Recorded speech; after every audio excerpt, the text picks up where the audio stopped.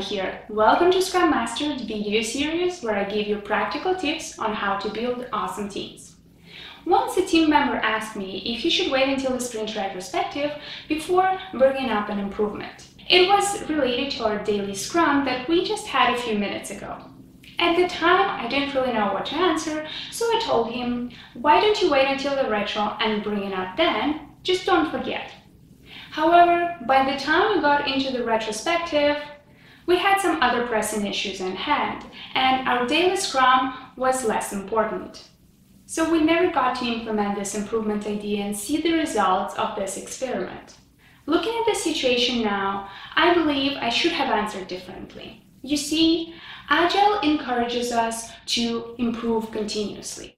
At regular intervals, the team reflects on how to become more effective, then tunes and adjusts its behavior accordingly. Sprint retrospectives provide us with a regular interval to inspect and adapt so that the team does it at least once a sprint. However, nothing stops us from improving along the way. That's why I believe that if you have an improvement idea that might save the team some time or maybe make the processes more effective, go for it.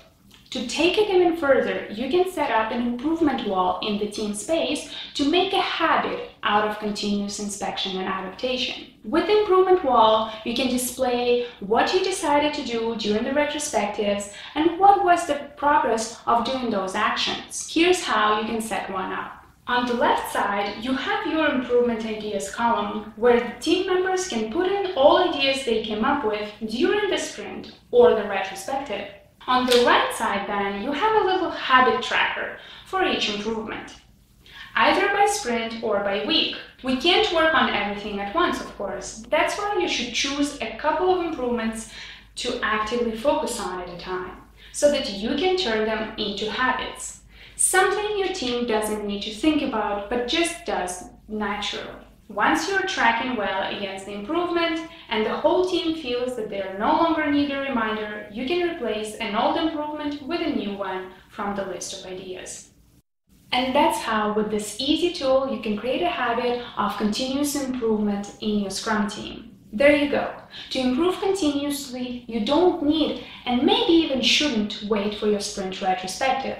Instead, track your progress towards implementing various improvements on a daily basis. Hey, did you know that a new version of the Retrospective Poker cards is now available? If your retrospectives look a lot like this and you want them to look more like this, then you need these cards. In the deck, you will find 20 retrospective techniques that focus on different improvement areas and can help your team to find new solutions to old problems. Retrospective Poker has already sold to 12 countries around the world. Whether you never run a retrospective before or you've facilitated quite a few, Retrospective Poker is a tool that will help you get more successful. Link in the description.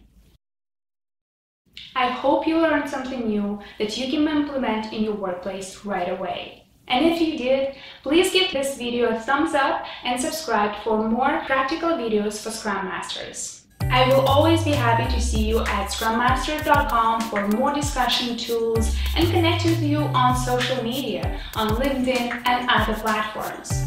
So let's keep in touch. Cheers and Scrum on!